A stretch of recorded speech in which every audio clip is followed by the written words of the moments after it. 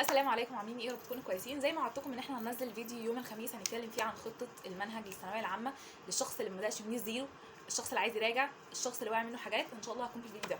طبعا لسه مخلصه حرفيا الجدول. بصوا بجد ايدي مش راضي يطلع منها الحبر بتاع القلم.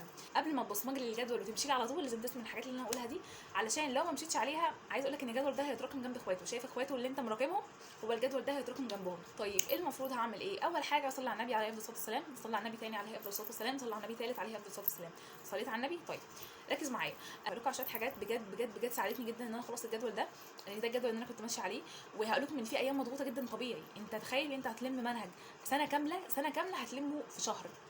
طبيعي يكون مضغوط. يعني انت مثلا ما تتخيلش مثلا ان انا حاطه لك في اليوم الاول مثلا هتذاكر لي ربع درس وتمن درس. لا، ما فيش جو التمنات والرباعات ده مش موجود. هتذاكر هتضغط اكيد، هتتعب اكيد هتتعب. هتكلم عن شويه حاجات تساعدك بشكل كبير جدا انك تخلص المنهج في وقت قليل، وان شاء الله بجوده عاليه. اول حاجه وهي الصدقه. سلمى، ايه علاقه الصدقه باللي انت يعني ايه علاقه الصدقه اصلا بان انا خلاص الجدول؟ اول حاجه لو انت في مقدرتك طلع صدقه. انا معيش فلوس خالص يا عم، طلع جنيه، طلع جنيه. شايف جنيه صدقه؟ بقول لك طلع جنيه صدقه. بجد الموضوع هيفرق جدا معاك. تصدق بنيه ان ربنا يوفقك او ان ربنا ينجحك. اي حاجه خير انت بتعملها انت ما تعرفش ايه العمل اللي ممكن ينجحك. انت ممكن تكون مثلا ساعدت مثلا واحده في الشارع مثلا عجوزه، شلت لها شنطه، ممكن يكون العمل ده هو سبب ان ربنا ينجحك. فما تستقلش باي حاجه خير بتعملها، واي حاجه حتى لو بسيطه جدا من وجهه نظرك انت، لا هي حاجه كبيره جدا عند ربنا. فما تسالش باي حاجه تعملها، وحتى لو مبلغ بسيط انت ممكن تصدق بجنيه نيتك لكل الناس. انت متخيل ان لكل الناس هتاخد الثواب؟ فاتمنى وانت بتصدق كده ما تروحش تقول يا رب انا بتصدق بنيه ان جميع طلاب الثانويه العامه ينجحوا، وانا هستفاد ايه بقى من الدعاء ده ان شاء الله. اهم حاجه يرمني ثواب من اللي انتوا هتعملوه. تمام؟ فبجد تصدق باي مبلغ، اي مبلغ عندك، اي مبلغ عندي. دلوقتي خلاص انا عملت اللي انت قلتي لي عليه. اول حاجه هنضطر ان احنا نذاكر اقل حاجه 16 ساعه، لان طبعا مش هيكون عندنا وقت اللي احنا خلاص الجدول ده اصلا لو احنا مشينا مثلا ان احنا نذاكر 8 ساعات في اليوم دي مش هتاكل جو. احنا بنعمل معسكرات، وزي ما شفتوا احنا بنعمل معسكرات والناس بتذاكر عادي جدا، وفي ايام بنذاكر فيها اكتر من 18 ساعه. وبجد يا جماعه انا اسفه، ساعات مثلا بقول لكم هنتقابل الساعه 2 او مثلا من كذا لكذا، انا بنسى. مش بنسى ان انا افتح، انا بنسى ان انا امسك الموبايل، لاني لما باجي اذاكر ببعد الموبايل عني. وده طبيعي. عايزه لكم انا عن نفسي عارفه اعمل كنترول في الموضوع ده، لان مثلا السوشيال كل شويه اشوف الفيديو ده بكام، اشوف الكومنت، اشوف الحاجات اللي نزلت.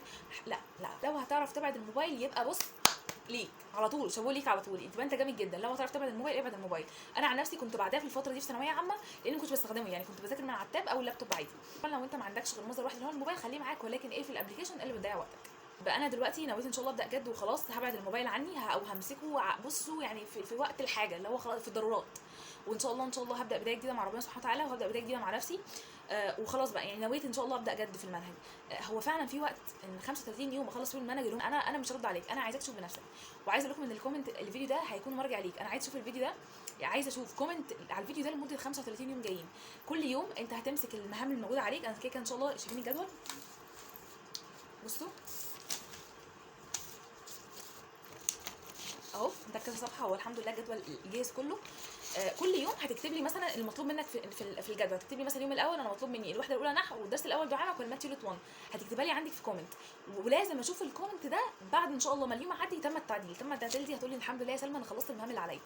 تمام؟ انا عايزه كل الطلاب اللي بتشوف الفيديو ده تعمل كده في الكومنت. طبعا لو على التيك توك انت مش هتعرف تعمل الجزئيه دي، فعشان كده بقول لكم بجد روحوا اتفرجوا على الفيديو ده مني على اليوتيوب. تمام؟ يعني خلوكوا على كومنت اليوتيوب، لان احنا بننزل حاجات كتيره جدا في المنتدى. انا محتاجه منك تبين لي انت ماشي ازاي كل يوم في المهام اللي معاك.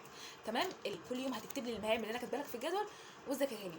طب انت دلوقتي اصلا شخص واقع منه حاجات بس هو مخلص شويه حاجات. لما تيجي في الجزئيه ان انا كاتبه لك مثلا، ولكن مثلا كاتبه لك الدرس الاول دعاء انت مذاكره، لا يبقى انا لما يقابلني في الجدول هعمل ايه؟ هراجعه واحل عليه بقى، احل عليه كل الاسئله اللي معايا او المصدر اللي معايا. تمام؟ طب انا مش مذاكر مثلا كلمات يونت 1، لا خلاص النهارده عاوزه اذاكرها.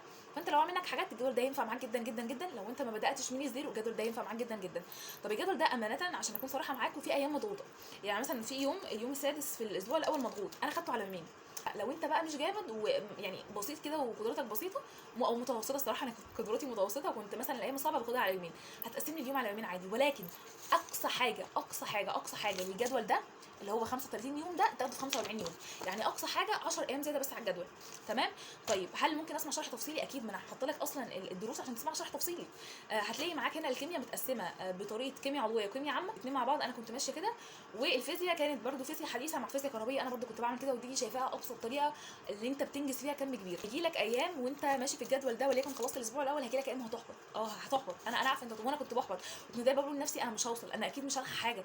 عارف انت اللي هو انا واثقه في ربنا، بس انا برضو خايفه. الجدول معمول بصيغه المهام في مربع، مطلوب منك كل يوم تخلص لي الثلاث مربعات الفاضيين. ده التحدي اللي بينك وبين نفسك. وان شاء الله الكومنت زي ما قلت لكم المرجع ليكم، هتيجوا كل يوم تعملوا تعديل للكومنت وتقولوا لي انتوا خلصتوا قد ايه. وطبعا بما انك هترجع للفيديو ده كتير، فبالله عليك اعمل لايك للفيديو علشان يوصل اكبر عدد من الناس. لعل وعسى الفيديو يوصل لحد من اخواتك الطلاب اللي زيك ويستفيد بالجدول ده ويلم المنهج عن طريقك وعن طريقي. فالدال على الخير كفاعله. بحبكم جدا جدا، والسلام عليكم.